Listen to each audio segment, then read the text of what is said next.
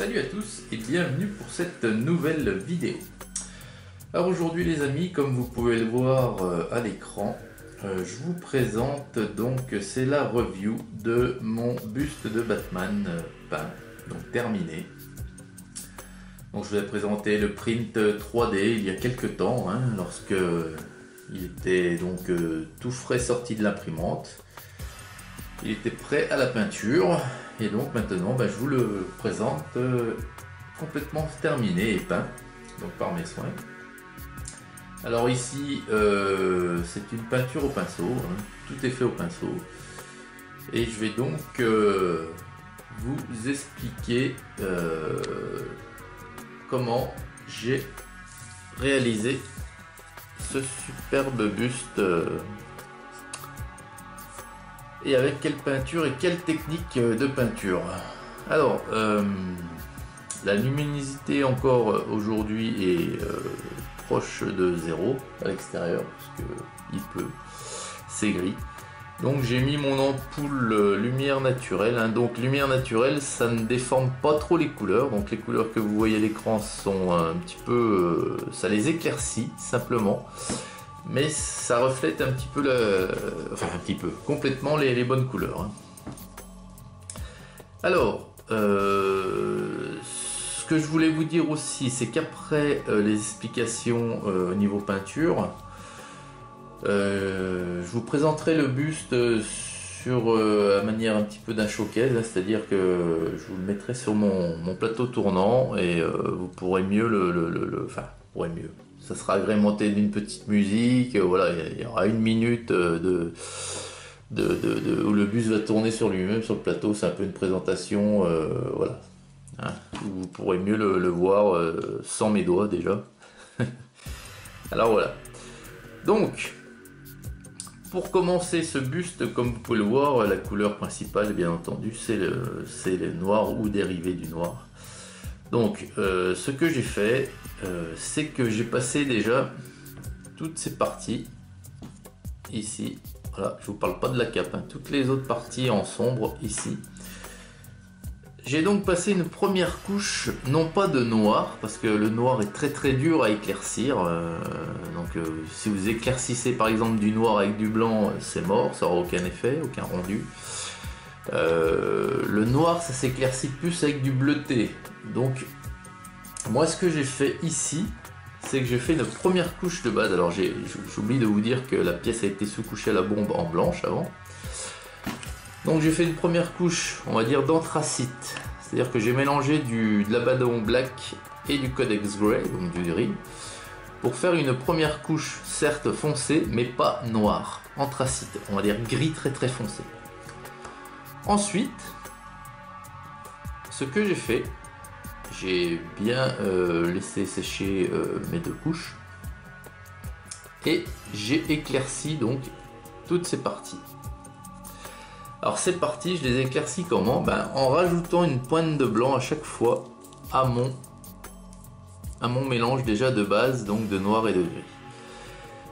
Et à la manière d'un brossage à sec, avec un pinceau assez raide au niveau des poils de forme carrée, pas en pointe, et assez large aussi, c'est assez grand pinceau. J'ai frotté les parties, toutes les parties, et le peu de peinture que j'ai laissé sur mon pinceau s'est déposé sur les arêtes, vous voyez ou pas, voilà, vous voyez au-dessus des yeux, sur le front ici, ici sur les pecs, ici là sur les muscles du cou,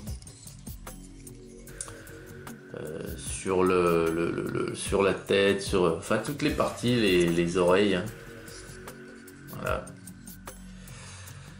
Et donc j'ai fait plusieurs brossages successifs à chaque fois en ajoutant un petit peu de blanc à mon mélange, et puis dès que ça m'a donné satisfaction, j'ai arrêté, et la partie